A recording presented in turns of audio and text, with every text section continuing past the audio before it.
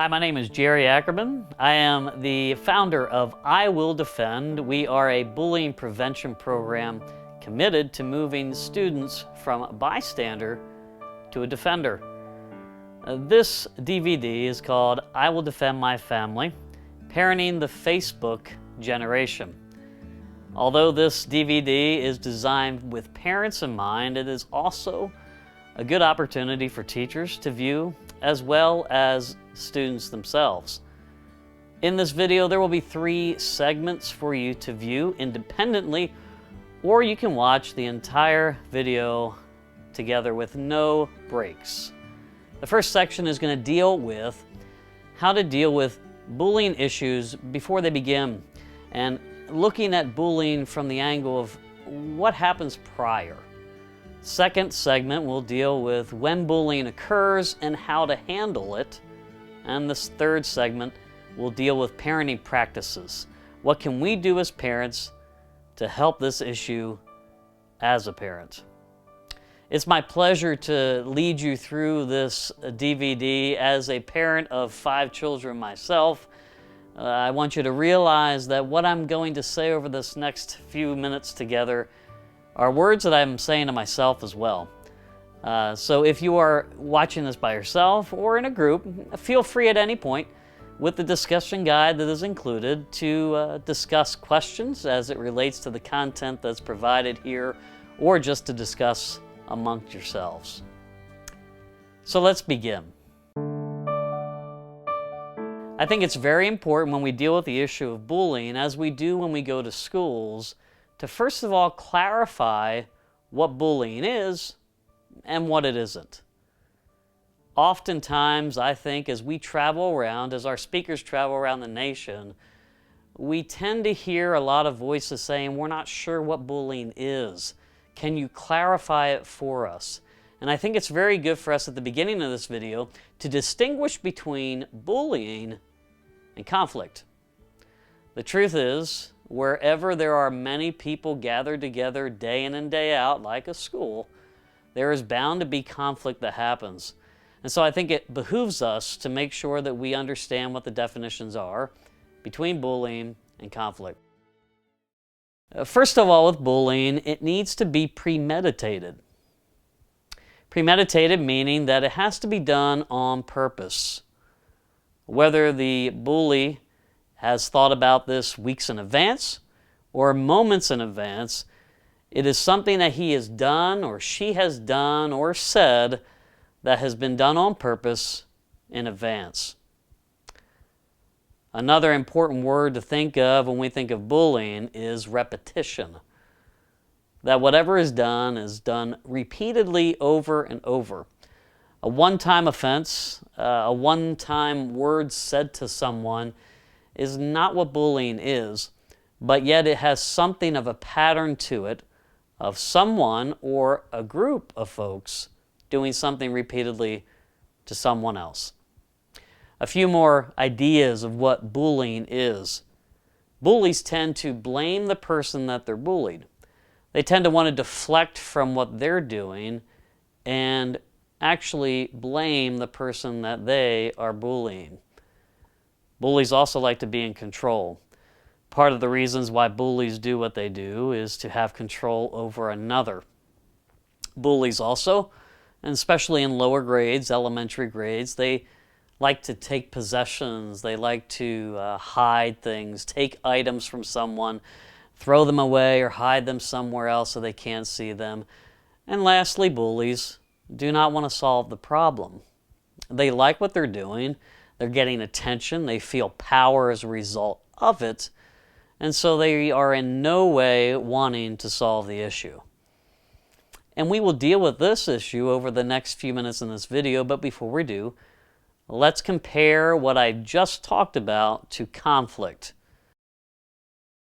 Conflict is different than bullying, and I think as we travel around the nation and deal with the issue of bullying, that we do not serve our students well, we don't serve our teachers well, nor do we serve you as parents well if we do not talk about conflict. Conflict, unlike bullying, is not premeditated.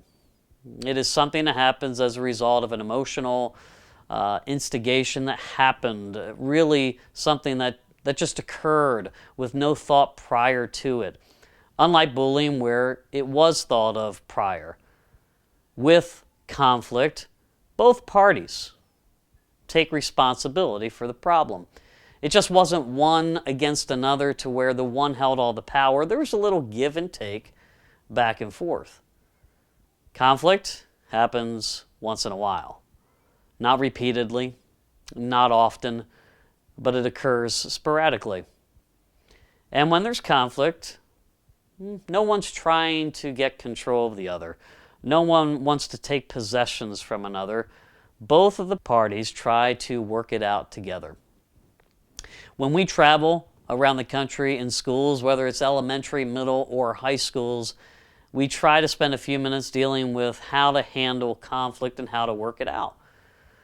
In most schools, children, students are programmed to tell someone what happened and have them deal with it.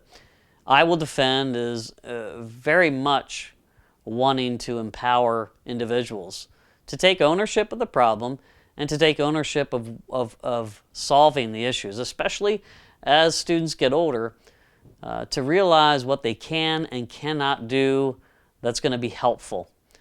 I see far too many high school students that are dealing with issues and they are just giving it over to someone else to solve. And here they are approaching adulthood, if they haven't already got to that age of adulthood, and they do not feel equipped or empowered to do the right thing. And research tells us that bullying continues. 48% of adults have said that they've been bullied in the workplace. So it's clear that the idea of bullying continues once they get out of school, as well does conflict. So how do we address conflict? Well, it's very simple. We teach students that if you have an issue with someone, that you do not talk about it to someone else. You don't find another group of friends and discuss what Johnny or Susie did, but that you have the courage and the willingness and the tact to address that person one-on-one, face-to-face. That it's not done through a text, it's not done through an email, and it's not talked about behind their back. But that if you have an issue with one person, you go to that person one-on-one, face-to-face, and deal with it. And we tell students that that accomplishes two things. One, you are much more likely to get to the bottom of an issue of conflict when you deal with that person one-on-one, face-to-face. Why? Because all of our senses are involved. They can see our eye movements, they can see our body language, they can ascertain everything about us. And so we're much more likely to get to the bottom of it. And secondly, whenever you approach someone, again with tact, to deal with an issue that you're offended by of that person, they're going to have much more respect for you, that you were willing to have the courage to come to them one-on-one, face-to-face, and deal with it. So back to bullying. Some factors to consider. Again, we're talking about before bullying happens, what should we be thinking about? We just looked at the definitions, but some other factors to consider would be this. How many times has it occurred? And as a parent, when your child comes home or whenever you hear about it, how many times has this action, this word, been done to your child? Is this the first time you've been informed? Or has it happened repeatedly without you knowing it? And if so, why? I think we also have to ascertain the age of our children. If it's an elementary student, anywhere I would say up to grade 4 or 5, we're going to have a lot more direction, and we've got to help them, almost lead them into what needs to be done or said. As they get older, I believe we need to make sure that we are empowering and equipping our students, our children, much more, as that leash, so to speak, gets longer. Other factors I think you need to consider in regard to bullying is, what school does your child go to? Are they at a public school? Are they at a private school? Are they in a homeschool group? What exactly are they at? Because that matters. Each school has different ways of approaching things, and You need to understand the climate of that school. You need to understand the players that are involved when bullying happens. Who decides what takes place as a consequence is concerned? Who is the first responder, so to speak? And depending what school your child goes to, it's going to look different. Another thing to consider, another factor, and this is true for a lot of students, and we need to make sure that we realize that this could be a factor. Is your child, is your student on any type of medication? Has this caused anything as far as how they feel about the situation? Or maybe they are a bully themselves and this has helped to make that occur. Has there been previous difficulty with your child beforehand? I think those are issues that we need to consider. And also, what about this? Do you know the bully? If your child is one that is getting bullied, do you know of this person? Do you know the family of this bully? And what exactly do we know? And this is part of the problem, in that when parents tend to hear that their child's been bullied, picked on, we want to charge. And I would say, listen, we need to check our anger as parents. And we need to make sure that we do not jump the gun, but that we get all the facts that we can before we decide to jump on the information that we have. So those are some factors that we need to consider. There's the definitions between bullying and conflict.